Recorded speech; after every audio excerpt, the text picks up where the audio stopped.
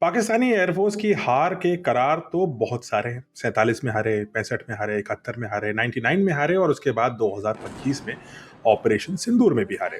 लेकिन क्या आपको पता है कि पाकिस्तान की इस हारने वाली एयरफोर्स ने एक्चुअली एक लड़ाई जीती भी है? आपको पता है उस समय उसका प्रतिद्वंदी कौन था? गेस कर सकते हैं इनमें से? अगर आपका जवाब यह है कि इनमें से कोई नहीं यानी नन ऑफ द अबव, तो आपका जवाब एकदम सही है। पाकिस्तानी एयरफोर्स ने जिस लड़ाई को जीता उसमें उसका प्रतिद्वंदी था पाकिस्तान का जंगली सुअर।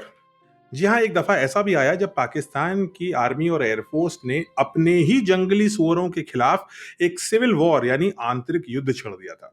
चलिए जानते हैं इस कहानी को। और ये कहानी है 17 दिसंबर 1986 की शाम की। और जो वेन्यू था वो था सरगोधा एयरबेस। जी हाँ, वही एयरबेस जिसको हमारी ब्रह्मोस मिसाइल ने अल्लाह को प्यारा कर दिया है, लेकिन उस समय ये एयरबेस काम करता था। और ये एयरबेस स्टेजिंग ग्राउंड था पाकिस्तान के न्यूली एक्वायर्ड, एक्चुअली भीख में मिले हुए F-16 विमान। अब पाकिस्तान को बड़ा गर्व था कि यूनाइटेड स्टेट्स ऑफ अमेरिकन की आर्मी ने उनको दुनिया का सबसे सोफिस्टिकेटेड एयरक्राफ्ट दे दिया था। इसको अपनी एयरफोर्स में इंडक्ट करके वो भारत को डराना चाहते थे। हमेशा का मकसद यही रहता है। लेकिन पाकिस्तान की एक भारी समस्या थी, उसके सारे पायलट्स अनट्रेन्ड थे।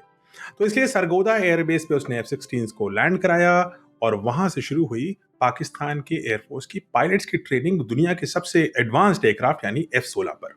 उस दिन शाम को पाकिस्तान के स्क्वाड्रन लीडर फैज आमिर, एक सीनियर ऑफिसर, ने एक F-16 में वो दाखिल हुए, वो बैठे उसमें और उसको रनवे पे दौड़ाना शुरू किया।